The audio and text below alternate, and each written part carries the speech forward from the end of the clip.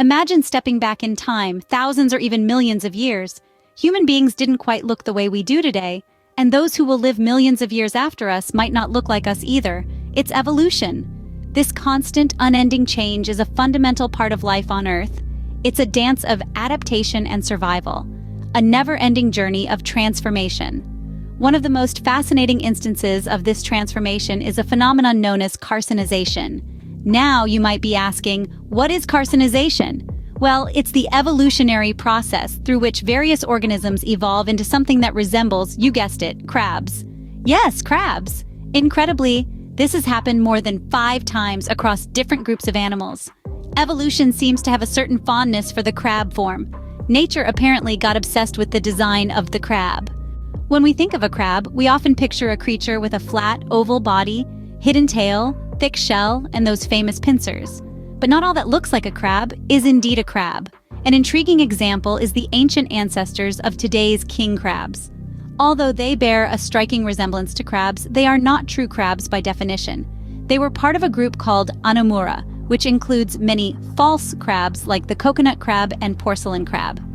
These almost crabs share common features with the typical crab, but they are distinct species with their unique evolutionary paths. It's quite a paradox, isn't it? Creatures that look like crabs but aren't really crabs. It brings us to an interesting question. Why would any species evolve to look like a crab?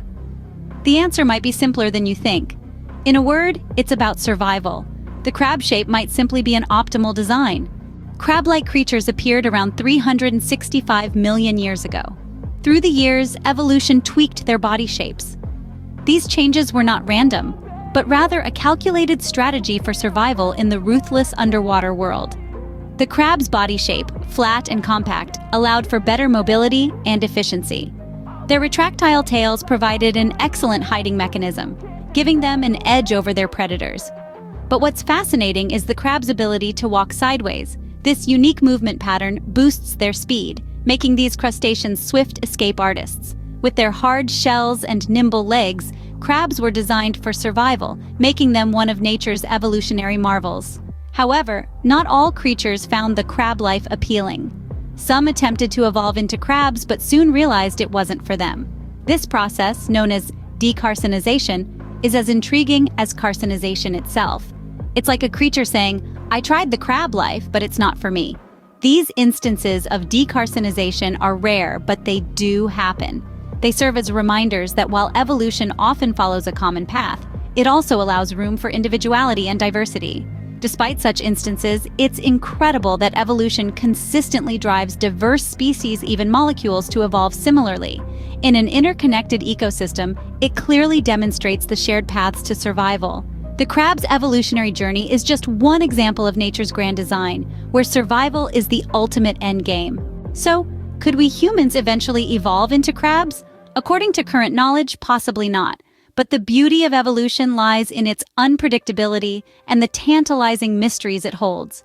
The process of evolution is never-ending, continually shaping and reshaping life forms in response to the ever-changing environments and challenges that they face.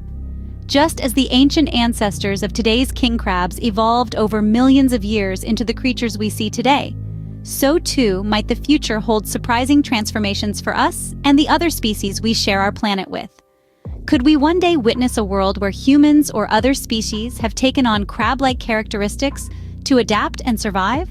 While current science might say no, the future is a wide-open book. Evolution is driven by the necessity for survival, with every change serving to increase a species' chance of thriving in its environment. The crab's design has proven itself over and over again in this regard, which might explain why nature seems to favor it. But we can't forget that evolution is not a one-way street. Just as some species have evolved to become more like crabs, others have moved away from the crab design, a process known as decarcinization. This shows that while the crab design might be optimal for some, it's not the be-all and end-all of evolutionary success. That's it for today's episode on why evolution loves turning everything into crabs. Before you go, let's pose a thought-provoking question. If you're witnessing such evolution, what creature of the future would you bet on? Let us know in the comments below.